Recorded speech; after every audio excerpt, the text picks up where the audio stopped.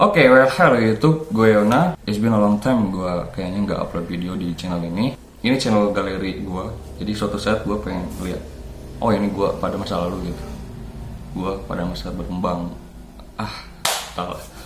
Tapi selain itu, gue juga kayaknya kangen bahas manajemen. Maka dari itu, gue pengen bahas beberapa hal perihal manajemen. Gimana kalau kita bahas dasarnya dulu ya? Apa sih manajemen? Oke, manajemen. Sederhananya ya, menurut gue, manajemen itu berasal dari kata to manage, yang artinya mengatur. Tapi, ya dalam arti yang lebih luas, manajemen itu merupakan proses dalam mencapai tujuan yang diinginkan. Itu manajemen. Nah, kita bahas yang awal dulu aja kali ya. Yang perihal manajemen itu mengatur.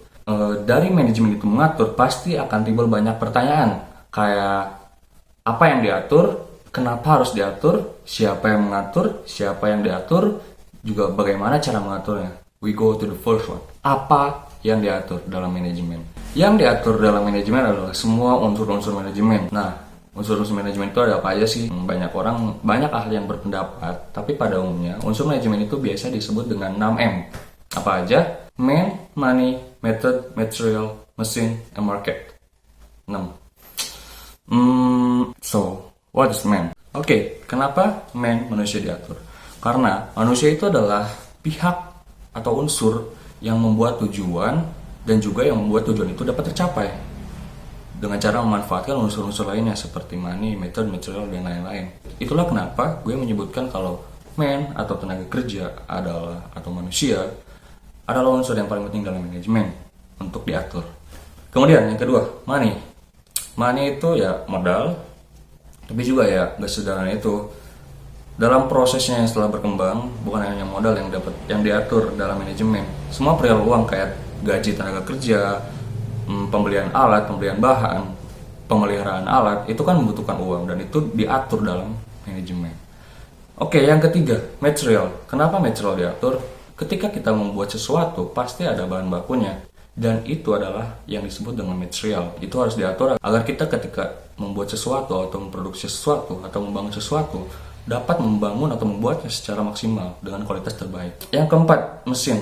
Oke, kenapa mesin?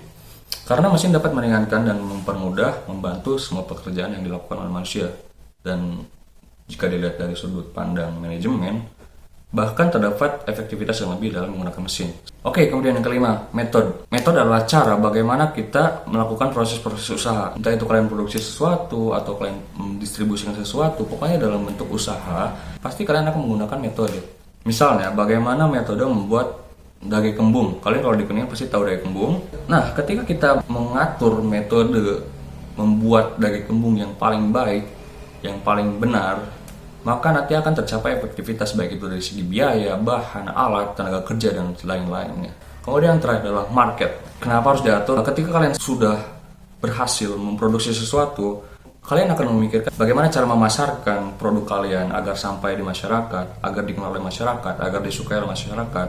Dan sebenarnya menurut gua, konsep market ini bukan cuma dibahas di akhir ketika sudah memproduksi sesuatu, bahkan market ini juga diatur ketika akan memproduksi sesuatu.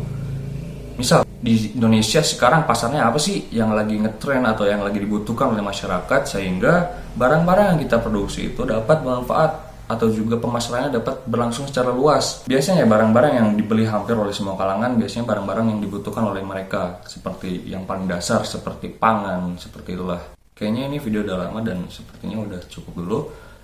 Gue Yona Artia dan terima kasih udah nonton. Oh iya, sampai jumpa di pembahasan selanjutnya.